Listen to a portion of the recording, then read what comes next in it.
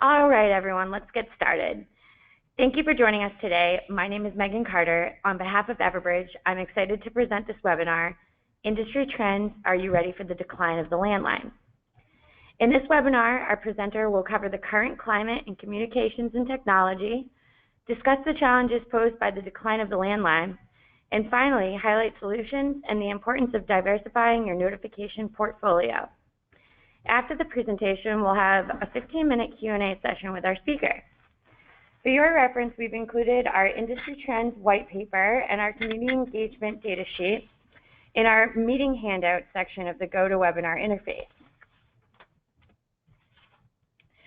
As a reminder, you can submit your questions at any time during the webinar. You can send your questions by typing in the open text field in the questions panel and sending your question to all panelists. If time runs out before your question is asked, we'll try to follow up with you after the webinar. Links to the recording of the webinar and slides from today's presentation will be available within a few days of today's session, and they'll be sent out to you as soon as possible. If you don't already, please feel free to follow us on Twitter at Everbridge. Now I'd like to introduce you to our speaker. Our presenter today is Jim Gatta, Everbridge's Director of Community Engagement. Jim comes to Everbridge from his previous company, NIXLE, which is now part of the Everbridge family, where he worked with hundreds of public safety agencies on policy and resident outreach. Jim specializes in opt-in strategy, working closely with our government clients to grow their subscriber database. He brings his knowledge of changing trends in the notification industry to today's webinar. We're excited to have Jim with us today.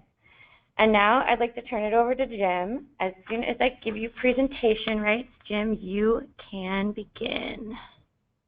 Great, thank you. Should be coming soon. Yep, let me just pop this up here.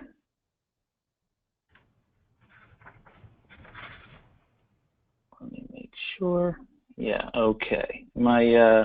Megan, do you see me in full slideshow? Not in full slideshow now.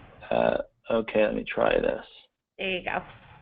Okay, perfect. Thank you, everyone. Thanks. Sometimes, even when we talk about technology, sometimes it takes a little bit of jumping through hoops just to even get a PowerPoint sometime to work here. So thank you, Megan, and hello, everyone. And I also want to thank you for joining us for this webinar today. As Megan mentioned, my name is Jim Gatta here with Everbridge. I do work with a lot of our clients. I'm sure I probably work with a number of the folks who are on this call today. Folks who are dealing every day with new technologies, with new ways of reaching their residents. So the main theme of today's webinar in a general sort of sense is the challenge of communication. Specifically, we're talking about the decline of the landline, because that's very much one of those challenges. How to best reach as many people as possible, or even a very specific group of people when you need to get a message to them. It could be for an emergency, it could be for a more routine message to your community. You know, what's the best way to reach them is essentially what we're talking about here. And from the title of this webinar, it's pretty clear that the answer is not necessarily on their landline. Mostly because the number of folks with landlines is definitely going down. It's been going down for years. I'm sure that's not news to anyone who's listening in right now. It's been going down pretty regularly, and in some areas pretty dramatically. And that really does make a lot of sense. Technology changes, people adopt new ways of communicating all the time, and the old ways get left behind. Some of you may be using an app today that you weren't using 6 months ago, and you may have another way to reach people a year from now that you haven't even heard of yet. It's exciting, but it can be frustrating, like we're always playing catch up. But you know, I don't want to be obvious and leave it at that. It's not just about the challenges, it's about the solutions as well. And the good news is that we do have plenty of those. So we're going to take a look at the state of the home phone and what has really been steadily replacing it. So back to the landline. It's not dead. It's not obsolete, not yet. but as I mentioned, it has been on the downslide for the past 10 to 15 years or so. Many of you on this call do see that trend every day when you're trying to reach your people. Some of you may actually have cut the cord yourself and only rely on your cell phone. So it's slowly going the way of the phone booth, encyclopedias, putting film in your camera. When's the last time you were driving around somewhere and you had to pull out a paper map? We all rely on our phones for that. I can't tell you the last time I went to a travel agent. I grab everything online. You probably have CDs to a certain extent, but a lot of us are streaming right now. We're using some of the Pandoras and Spotifys of the world. Even, if you recall, when you had to call to get movie times at your local theater. I love the Seinfeld episode. I don't know if you've seen that. Why don't you just tell me the movie you'd like to see? Or recording your favorite TV shows on tape. Even watching TV shows at the time that they're broadcast. I can't even remember the last time I had to remember someone's phone number. When's the last time you memorized someone's phone number? It's all about contact lists nowadays. And this is more than just an exercise to make you feel old. It's just a sign of the times. So fast forward to today, and cell phones have, if not killed off, at the very least put a dent in a whole bunch of devices, including the landline, which is on that endangered species list. A decade ago, 9 out of 10 households had a landline, over 90%. Today, that number's hovering at about 53%. It's inching in towards 50%. And according to the Centers for Disease Control, that's definitely the trend that's continuing. The CDC tracks phone ownership in a health survey that they conduct every couple of years. And that trend is only going to continue as the number of smartphones continues to increase. There are predictions that the majority of homes could be completely without a landline as early as next year. Offices, which in many cases you do need to reach in an emergency as well, they are a different story. They will take longer to follow because of a real lack of an alternative, although the Wi-Fi capable and the voice over internet technology is definitely on the increase. The reasons for this are plenty, and they're pretty obvious, but just to name 3, mobility. You take your cell phone everywhere you go. So you can receive calls no matter where you're at. You're at home, you're at work, you're at your kid's soccer game, it's on the nightstand while you're sleeping. Cell phones are either in our hands or in our pockets all the time. Of course, functionality. They do pretty much everything, right? They connect to the internet, you can send your emails and texts, apps and games. Forget about the old paper maps. You can use the GPS to get us places, pictures, videos. I manage my life with, my calendars and to-do lists all the time, and that's pretty much displacing, a lot of other technology. And often cell phones are more cost-effective, especially if you're on a family share plan with multiple lines. So just a number of pretty obvious, but benefits that I wanted to look at for the cell phone. Landlines, of course, have their benefits too. Personally, I'd argue that the main one is that even though it's not exactly a benefit, we're used to them. We've grown up with them. It's something you have. It's a habit. A lot of people are reluctant to let them go. We're saying that it's down to 53%, closing in on 50%. That still means millions of people do have landlines and rely on them. And a lot of them haven't even considered cutting that cord. But in terms of benefits, even though cell phones have come a long way in terms of reception quality, depending on where you live, landlines still tend to beat out mobile phones when it comes to reliable connections and clear reception. That is changing, as the switches, the actual infrastructure is in many places reaching end of life. And actually a lot of the jobs that maintain those expensive switches and lay down new cable are also on the downswing as well. If you're not ready to get the kids a cell phone yet, with a landline, you can have multiple devices on your home without having to add additional lines to your bill. So that saves a lot of money. And this is probably the the biggest advantage, emergencies.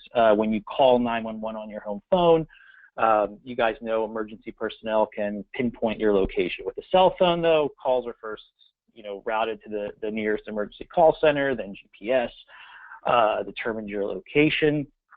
And this really brings up the topic of E911 contact lists, which I'll talk about more in a moment.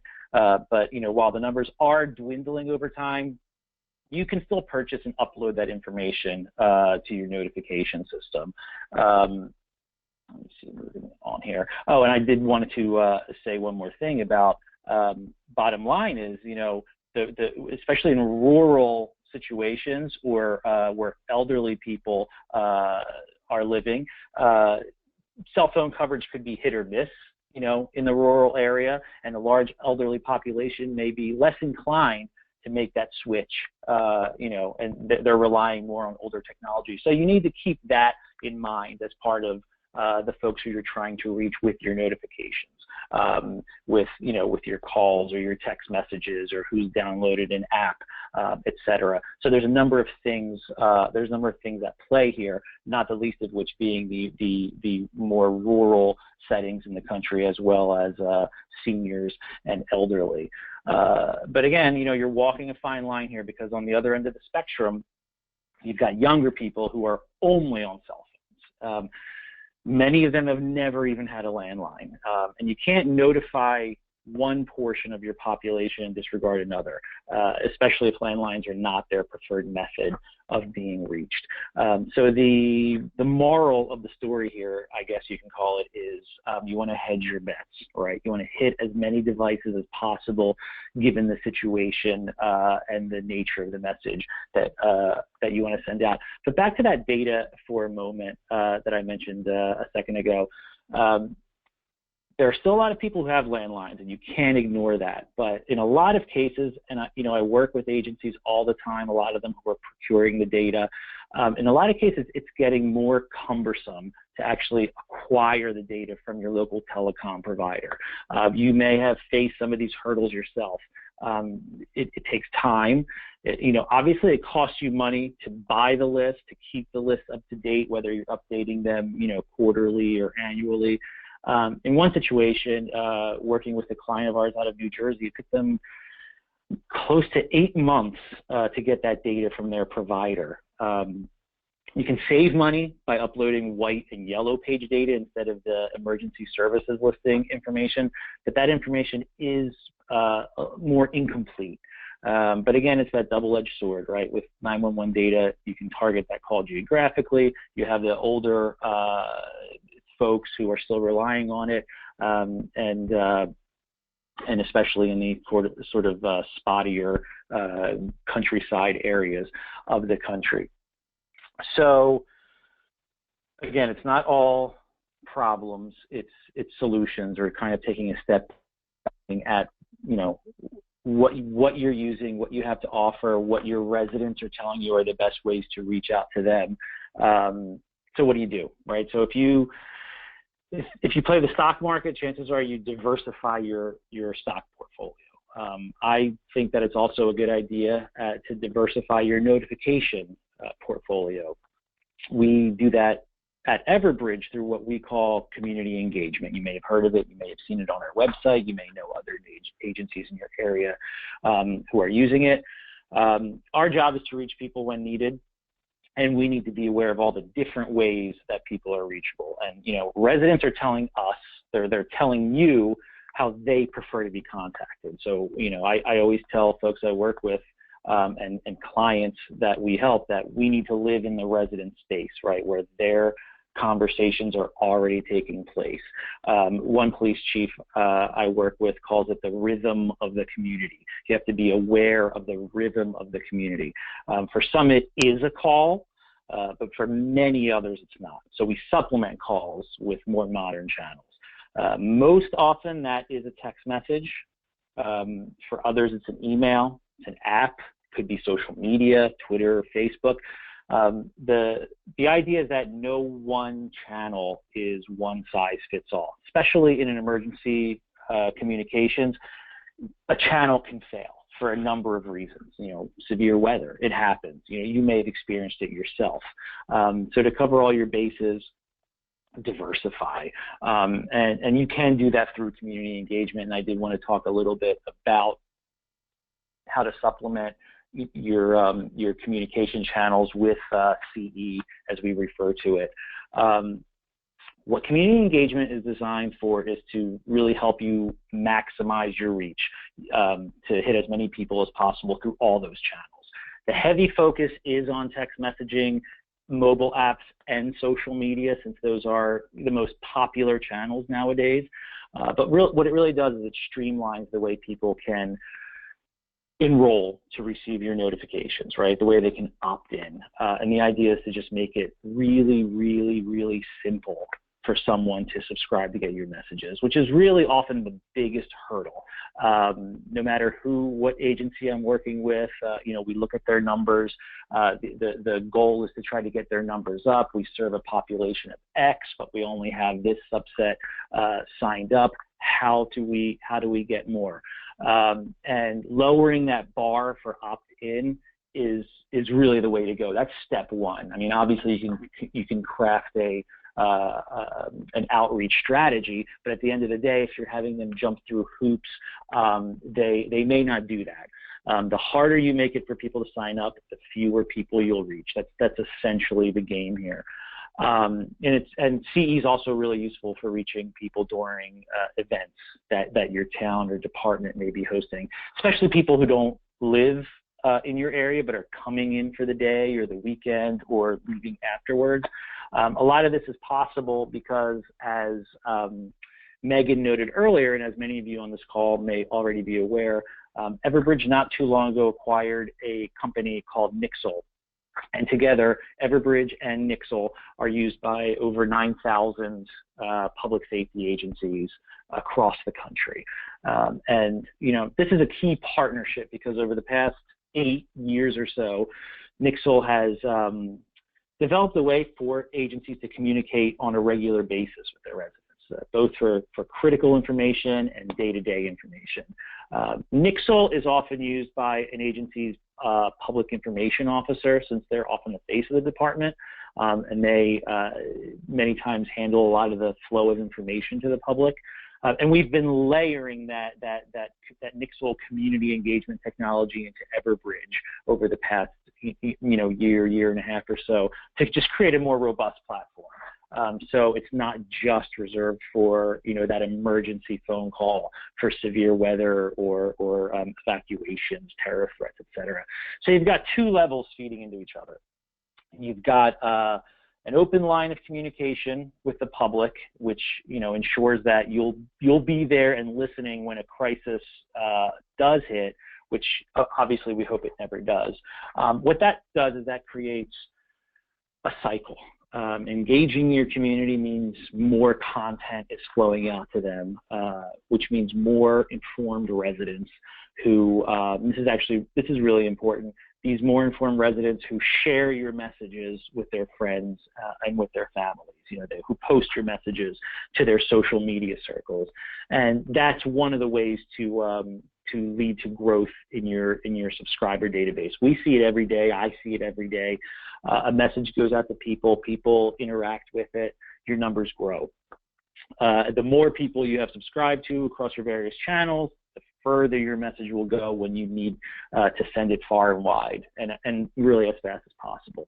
This is what a healthy communication cycle looks like. This is sort of an ideal situation. It's sort of a blending of Everbridge mass notification and community engagement. So one thing that you can do to increase your subscribers, especially in this time of dwindling landlines and an increase in cell phone and text messaging, is to make it easy, as I said, for them to subscribe. With CE, they can do that by simply pulling out their cell phones and texting their zip code to opt in. Excuse me, to opt in. 888-777 is our short code. Those on this call who use Everbridge Community Engagement are familiar with that short code. If a resident texts their zip code to 888-777, and that zip code falls within your jurisdiction, they will be signed up to receive your notifications, your text messages specifically. That's it. You know, it's that easy. Pull out your phone, text a number to a number, and you're done. No reliance on sending them to a web portal. Obviously, you do have that as well. But when you do it this way, there's also a network effect because you're working off of zip codes. So if you've got multiple agencies that cover a zip code or several zip codes, when a resident texts that zip code, like 91016, which is in LA County, that person will be signed up to receive alerts from Monrovia PD, from Monrovia Fire, neighboring Arcadia PD, all the way up to LA County Sheriff. And actually, I don't have it showing here, but also all the way up to California Highway Patrol Barracks that handles that area. Residents can always customize their subscriptions and opt out if received, but a simple zip code opt-in puts them in this shared bucket. And if one agency, because of the network effect, if one agency does a promotional campaign to get the word out for more subscribers, those other area agencies can benefit as well. Again, you know, it's that shared contact database of zip code community opt-ins. And a great bonus of this is that in a lot of cases, people have already heard about this zip code opt-in long before their local PD or fire or, you know, OEM department has adopted it. Maybe they have a friend who lives in another city where they opted into their agency and they tell that friend. Now you have an already existing database of subscribers who are basically just waiting to be contacted. And we see that all the time as well. An agency adds community engagement to their Everbridge account, and instead of starting with 0 subscribers, they find that they have 1,000 out of the gate, or 5,000, 10,000 people in their contact list already. And that's just from word of mouth. So as you build up that database, you of course still have that growing following on social media. If you use Twitter, if you use Facebook, don't reach out to those platforms separately, right? That takes time and effort that may not be there, especially in an emergency. Use one to promote the other. So, you know, right now you're asking, hopefully, your Twitter followers to like you on Facebook, and your Facebook likes, I guess your Facebook likers, to follow you on Twitter. Another step you can take is to link all of these accounts together. That's what you're seeing here on this page. So you've got multiple databases of subscribers, right? You've got your Everbridge network, you've got Facebook and Twitter, zip code, you've got your keyword opt-ins, which I'll talk about in just a second. But you know, you don't, like I said, have the time or maybe the manpower to log into multiple accounts and write up the same message 3 times to fit within the, you know, the character count of each platform. Once you link up the accounts, you can send one message from Everbridge and push it out with a couple of clicks. And again, you can hit that Everbridge network. You can hit iPause, you know, with your WIA and EAS cell phones. You can hit the community subscribers who've signed up via zip code or a keyword, and to social media. So you know, we're talking about the decline of the landline, but here you're supplementing that. So in a couple of clicks, you're hitting SMS, you're hitting email, you're hitting that voice line, the web, social media. Saves you time, and it gets the message out to as many people as possible, which is really the key here, especially in an emergency. Here's an example of a message that came, you know, from an Everbridge message, and it pushed out automatically to Facebook. This one here is Twitter. So again, you're not limiting yourself to one platform. You're hitting as many people as possible in the shortest time. Takes half a minute to write and publish a message out to all these channels. And you know, this is critical. You know, time is critical, especially in a crisis. But just as importantly, you're reaching out to people the way they want to be reached on the devices that they want to be reached on. Sometimes a message can just go out to social media in a case where maybe it's not incredibly urgent, and sometimes you need to push it right out to their cell phone as a text because they need to act now. Heavy winds are bearing down, or a road is flooded out. You know, again, one platform, many channels. I wanted to give you an example of another one of those channels that I alluded to earlier. That's keyword opt-in for events. So again, you build up that database across Everbridge, across social media, and you can message those contacts as needed, or ring their landlines for the 53% who at this point still have landlines. But sometimes, people just want to be notified about a very specific incident or an event. That's where keywords come in. So let's say I'm going to the big pumpkin festival that's coming up around Halloween. You want to get word out to folks who are attending, so you're telling them text the word pumpkin fest to the same short code that you use for zip codes, 888-777.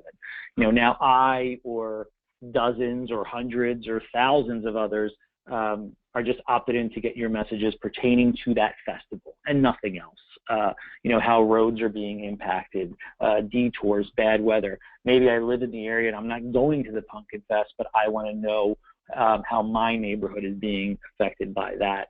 And the great thing is at the end of the Pumpkin Festival, you can encourage them to sign up for your regular alerts. Go to the Everbridge portal or reply with your zip code. So now you're one of our zip code community subscribers that you can hit from your Everbridge interface. You can use it for anything. I mean, I gave you the example of Pumpkin Fest, but here's some real world examples from around the country of various public events that had visitors coming to the area. Super Bowl in the Bay Area, they set up a keyword SB50.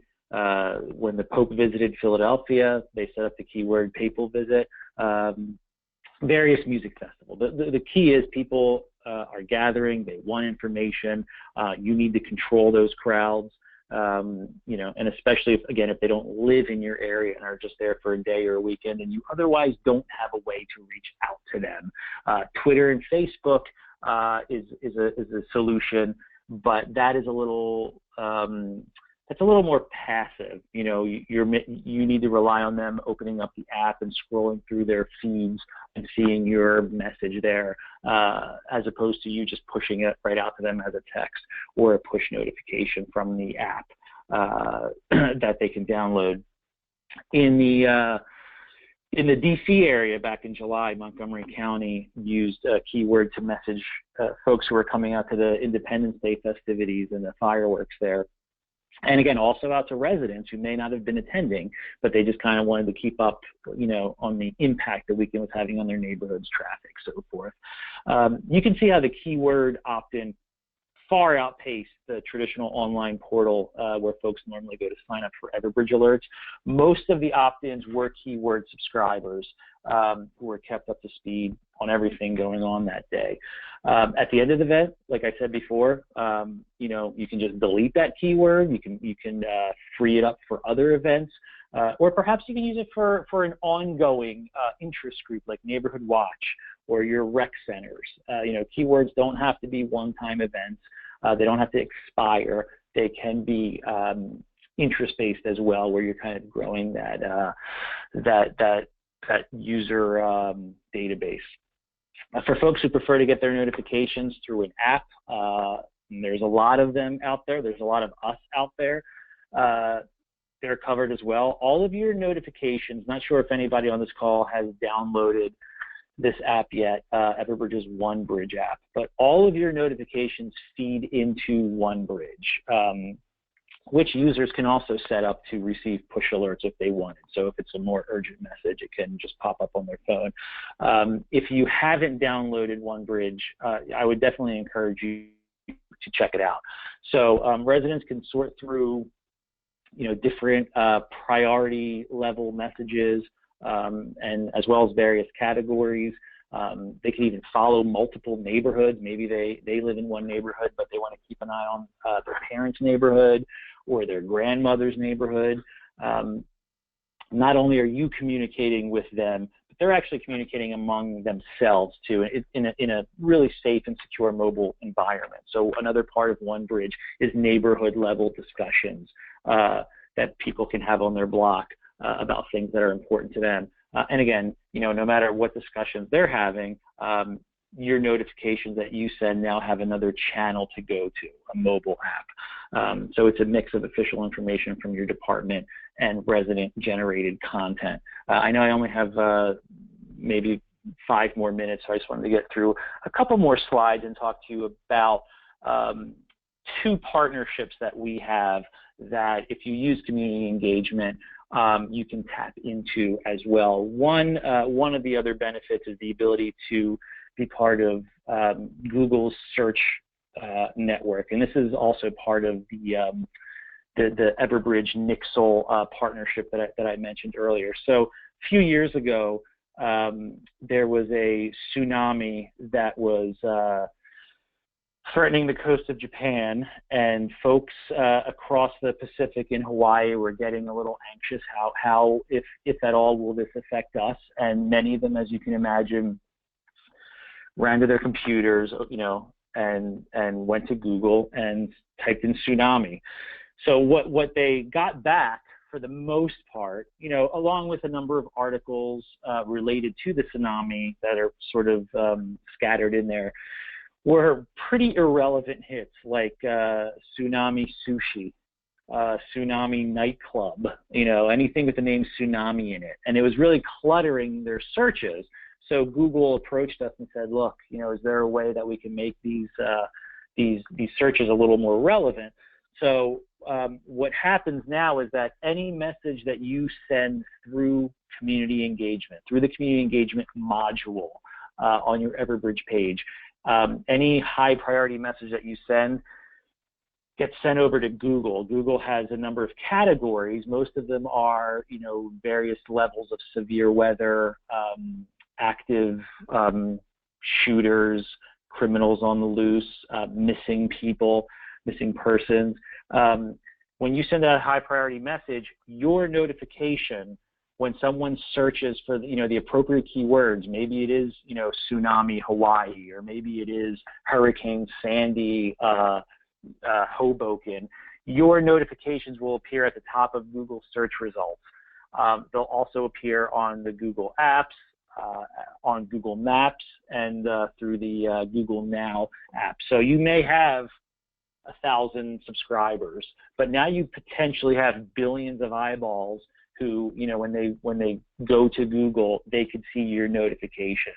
It's really, really powerful stuff. I mean, to have that real estate available to you at the top of Google's homepage. And Everbridge is the only notification company that has such a partnership with Google Public Alerts. The second partnership I wanted to mention is our partnership with the National Center for Missing and Exploited Children. Again, any notification that you send out through community engagement gets fed over to NCMEC. NCMEC will do keyword searches on every notification that goes out, looking for things like missing, juvenile, runaway. And if they get a hit on that, then it's assigned to a caseworker. A caseworker logs it, and depending on what their protocol is for that specific case, they will pick up the phone, reach out to the agency that sent that notification, and offer their resources. And their resources are vast. They're resources of manpower to man phone lines, or help in searches, or do anything, even down to K9 units helping out in searches. That's very time sensitive. And that's something where they've had a lot of great success over the years, where notifications have been launched, and NCMEC maybe had not heard of it beyond this CE feed that they receive, and they were able to step in and help the local authorities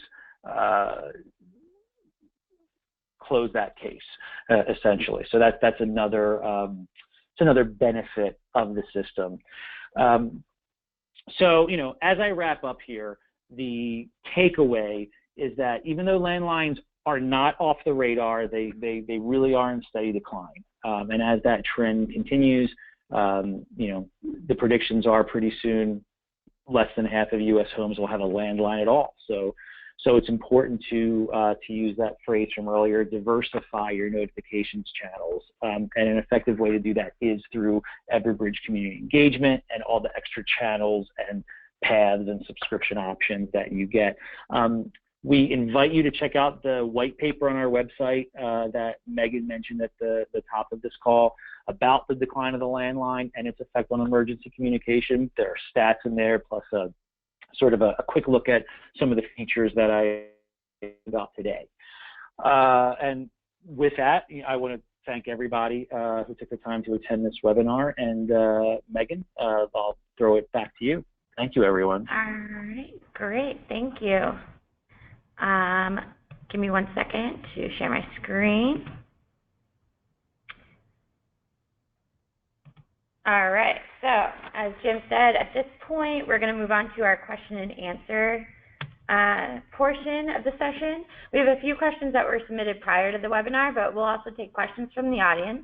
And as a reminder, you can submit your questions by typing a question into the open text field in the questions panel on your screen and submitting it to all panelists. And we'll answer as many questions as time allows. So Jim, our first question is, can you speak more about the social media capabilities of community engagement? How is it different from managing individual social media accounts? Sure, absolutely. So it's with community engagement, social media is pretty much natively supported by Everbridge. So if you have, right now we support directly Facebook and Twitter, and any Everbridge account that has CE can have multiple Twitter and Facebook accounts that are associated with their Everbridge account. And it really comes down to it now being an embedded part of your user interface. It's another field that you have that when you type out your message, again, whether it's a text or an email or you record your voice for a call, you now have at the click of a checkbox, you can say, well, this field here, I also want to simultaneously put up on Twitter. This field here, I also want to simultaneously post to Facebook. And you may have different Twitter and Facebook accounts depending on various departments, or maybe, you know, the rec department is using the Everbridge account to do one of these events, you know, maybe a pumpkin fest, and they want to push it just out to their social media followers. So it's embedded natively into Everbridge, and it's just part of the workflow now. And you're not rewriting a message, you're not sending it through Everbridge, and then you're logging into Twitter, then you're logging into Facebook. You're literally taking that message that you've already written, that you're already going to send out, and you're checking off one or more social media accounts, and it automatically gets pushed out to that. We have a number of agencies that use us as a hub to social media as well, and it really is a time-saving device. If you're going to get a message out anyway, you may do it all from one source, and you can do that now through CE. Great. Actually, kind of on top of that, we just received a question. Is there a way to separate internal, external? For instance, can we run a group for administration information versus one that would be for the public? Yeah, absolutely. So you can break down your groups to be public-facing or private-facing. Have folks, you can, if it's private-facing, you can upload their contact information or have them opt in, you know, securely and privately, so that, you know, the messages are really for their eyes only. And then the other half of sort of that notification universe is public-facing as well. So you can just send a message out to all of your subscribers, or your subscribers who are living in, you know, who've opted in via a zip code, and you're interested in just hitting the zip code that is along a creek that tends to overflow a lot during heavy rains. You can hit them, and then a separate message can go out to coordinate your internal teams as well. Who's heading out to the scene? What's your ETA? I need bodies over here who can take this shift. You absolutely can do public and private messaging as part of this. Okay, great. All right, let's see. This is about the OneBridge app. What types of messages show up on the OneBridge app? Does the SMS information or email information appear on the OneBridge app? Both appear, and again, to access the OneBridge app, you are sending a message through the Everbridge Community Engagement field that would be part of. So if you don't have CE, you're missing these extra publishing options. If you do have CE, then you will have an extra field that you would hit. Your social media channels, your NIXLE community subscriber channels, those are the folks who have opted in through zip code, or your event channels, those are the folks who've opted in through keyword. When you send a message to your community subscribers, the zip code folks, those messages get fed into the OneBridge app. And again, whether or not you send a message into the OneBridge app, residents who have downloaded that app, they could use that for two-way communications among themselves. Maybe they want to organize a block party, so they're all talking among themselves, or maybe there is an issue on their street and someone said, who heard the cars drag racing at night, or what's up with the house at the corner with I saw some suspicious stuff there. You can see their conversations that they're having because it's an open forum to you, because you have jurisdiction over those neighborhoods, those municipalities, and any of those NIXLE community engagement messages that you send from Everbridge will filter into that, and they will be able to see your messages within that. And honestly, what that really does is it gives you another channel to hit, and apps, as much as texting, are on the rise. Everyone's doing everything with apps nowadays, and they're always, the first thing they do is they'll go to the Google Play Store, or they'll go to the iOS store, and they'll see, is there an app for us to receive your notifications? And there is an app for them to receive your notifications. So you're basically expanding your subscriber base that way. Okay, great. This is a question about zip codes. Is there a tie-in geographically? So if you are a subscriber and you're in a certain zip code, you get the zip codes, that zip code's notifications, or is it specific to opting in for the specific zip codes? So you as a resident, you can actually subscribe to as many zip codes as you want. So you may live in one zip code, you may work in another zip code, you may have a vacation property in a third zip code, and you want to just keep tabs on any of the information that is affecting that zip code. So as a resident, you can have many, I myself, because of my role and my position, I'm actually opted into dozens of zip codes. So I will get messages. I don't live anywhere near LA, but I will get messages from LAPD about what's going on there. But when a NIXLE agency targets by zip code, then they can say, I want to send this message to everyone who's at 18974, or multiple zip codes. So you can draw them up out on the map. And any zip codes that fall within that polygon shape will be hit, or you can just actually type in the zip code and say, I want to hit my residents who live at 19106. And again, residents can have as many as they want. You can target as many zip codes as you want. All of your subscribers, one zip code, multiple zip codes, as long as those zip codes fall within your jurisdiction. If you try to throw in a zip code that does not fall within your geographic jurisdiction, you will not be able to hit that zip code for obvious reasons. All right, great. Next question. Do you have a recent example of some of the best practices in action where a client grew their opt-in database? And what are the best ways, in your opinion, to promote opting into your notification system? Sure. That is actually probably one of the more popular questions that we get. That's one of the biggest challenges that we see, how to get more people opted in. I've been using notification system A or B or C for years, and yes, we have landlines uploaded into the system, but year after year, those numbers are dwindling. It's not really a lot of people's preferred choice. They may not have a home phone, so we need to reach them on the go. But how do we do that? How do you get people to opt in? So we do have a number of best practices. If you go to everbridge.com and click on the Resource Center, there's a category called Building Your Opt-in Community, and there's a number of sample opt-in strategies, 10-step programs that you should take to, reach out to the press, you leverage your social media, any sort of signage at events or electronic road signs. Very recently, I mentioned the example of being opted into LA.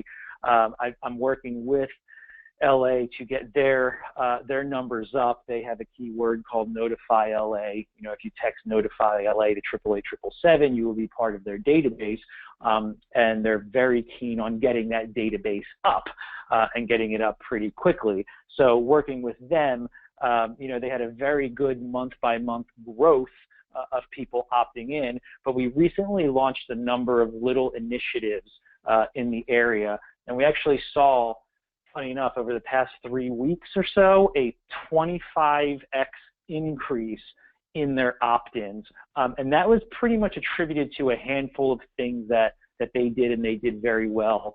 They did some outreach to local schools, where the school would send out a message on their behalf to parents saying that the city is looking to do an opt-in drive. Please text Notify LA to stay safe, to stay informed. They reached out to some houses of worship during Sunday worship and had a message there. They also did a little digital signage on a freeway, and they really got their numbers up. And we're just going to take that as lesson learned and really put some more resource into that. Love it whenever an agency goes through the school district, whenever you team up with your school district to get the message out, whether you want to send them to your portal or whether you're using community engagement and you want them to text a zip code or a keyword. I've never failed to see the benefits of going out to a school district and saying, here's a PDF, you're sending an email blast weekly to parents with reminders and updates. Could you do this for us? Could you include this in one of your blasts? That goes out, you will see your numbers jump. That's just one example, but again, if you go to the Everbridge homepage and click on Resource Center, you'll see a lot more examples. Okay, thank you. Next question. Are the anonymous opt-ins and the keyword opt-in features, are they extra features that they would pay on top of the community engagement module? So community engagement is really, and maybe I wasn't as clear, I apologize if I wasn't during the webinar. Community engagement is really the add-on to Everbridge that includes a number of features. We call it community engagement because it really is meant to go beyond just traditional emergency notifications, because there are agencies who will send out notifications only in an emergency, and and they may not send something out for months, maybe a message every 3 months or 5 months or 6 months, and community engagement, what that does is that layers in some functionality to be used also in emergencies, because you want to reach people when you really need to, but also for day-to-day notifications, just to let them know that there's this avenue of communication open. So with community engagement, you get the zip code opt-in, you get the keyword opt-in, you get the social media integration and social media publishing. So once you flip the switch, you have the ability to start to tell people, text your zip code to 888-777 and you're in. Text this keyword like Notify LA or Pumpkin Fest to 888-777 and you're in. And then you can start linking up your social media accounts as well, so you can do everything just from one page. So that's all included when you add community engagement to your Everbridge mass notification system. Great. Okay. We're nearing the end of the list of the questions. Let's see. So we just got one asking, since cities share zip codes across boundaries, how would you do a regional opt-in? Our city has five zip codes, so we would have to tell our residents to send 5 text messages to 888-777, each with 5 different zip codes. No. So, I mean, that's a fair question. I live in a small town that only has 1 zip code, but we're right next to a larger town that has dozens of zip codes. So you basically, when you add community engagement on the back end of the system, we map out your agency's jurisdiction. And if you cover 3 zip codes or 5 zip codes or 100 zip codes, they are all your zip codes that you can reach. So if anybody, let's say you have 5 zip codes and I text in one of those zip codes and someone a mile away texts in the second zip code, we are all going to be able to be reached by you when you click on community subscribers. Now, if you click on community subscribers, you can get a little narrower in focus, and you can say, I want to hit all of my zip code opt-ins who only live in zip code number 1. So now you're not hitting the other 4 zip codes. Maybe you have a reason to do that. Maybe there's a traffic tie-up at a certain corner that only affects 1 zip code, and you don't need to tell someone 4 miles away. So you have access to all those zip codes or 1 or many of those zip codes, whatever you do. The resident does not need to opt into multiple zip codes, only the ones where they live or work or play, and they want to get that information. It's a very common question to get, how do the zip codes work? But you have jurisdiction over all of them. Residents just need to text the one that is relevant to them, and they will be in your communication bucket, let's call it. Okay, and this is the last question. Is this a system that can be used to notify employees via subscription? And similar to colleges signing up students and parents, can it drill down by a group, an address, and zip code? We know zip code, but can it drill down any further than that? Yeah, and this is really where the idea of the blended system comes in that I mentioned earlier. Between community engagement and between what you can do with Everbridge MN, you essentially have all your bases covered. This excels in one way and then excels in another way. If you really want to drill down, the short answer to your question is yes, you can set up groups so you can communicate, internally with staff, or if you're on a college campus with students. Let's say you are on a college campus. I mean, we're talking more about a lot of government and OEM, but let's say you are a college or a university. You most likely have a student information system that already has students and faculty and staff in there, but you want to reach out to maybe a more transient population. Maybe it's visitors who are coming on the campus for, a homecoming thing, and you want to tell them, hey, if you're coming here for homecoming weekend, text this to 888-777, and when they leave, you're done communicating with them. Let's say you want to communicate out to the neighboring community who you really have no other way of getting in touch with. You want to invite them down to the football game at the stadium, or you want to let them know why there was a helicopter hovering overhead or a newscopter, and you want to dispel some rumors.